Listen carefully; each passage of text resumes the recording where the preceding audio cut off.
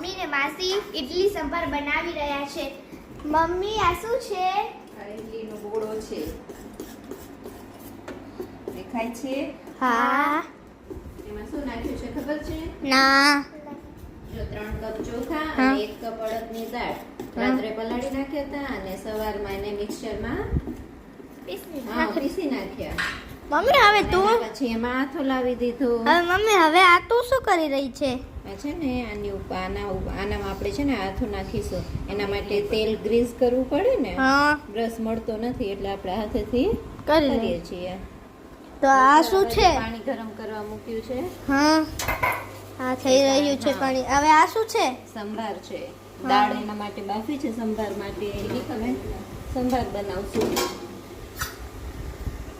તો મમ્મી ક્યારે બની જશે? 15 મિનિટમાં.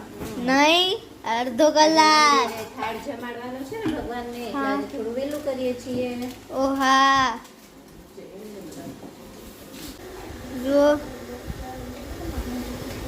માસી પાણી ઉપર કેમ રાખ્યું? પાણી નાખવું પડે ને નકા બળી જાય નીચે. ઓ હા. વરાળમાં બફાય ને ઇડલી. ઓ હા હા, નકો બળી જાય. પેલું બળી જાય. જો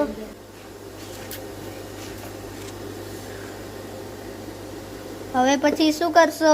બધું તો ભરાઈ ગયું. ઢાંકી દેવામાં આવશે. હવે એને 15-20 મિનિટ ઢાંકી દેવામાં આવશે. ઢાંકીને પાકવા દેવાનું. મસ્ત હવે જુઓ સાંભાર બની રહ્યો છે. આ જુઓ સાંભારમાં બધું નખાઈ રહ્યું છે.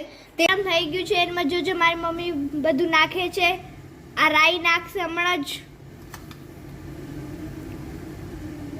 રાઈ પછી આ આદુ ને મરચાંનો મિક્સર નાખે છે. લીમડાના પાન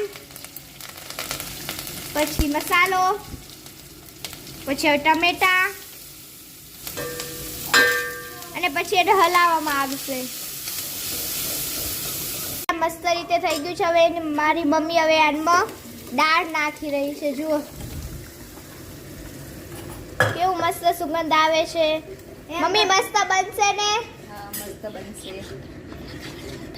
હમણાં ખાવાનું મન થાય એટલી મસ્ત. ને આ સાઈડ જો હવે ઇડલીને નીકાળવામાં આવે છે. જો આને ગરમ પાણીમાં ઇડલી સંભાર આજે ખાશું અમે.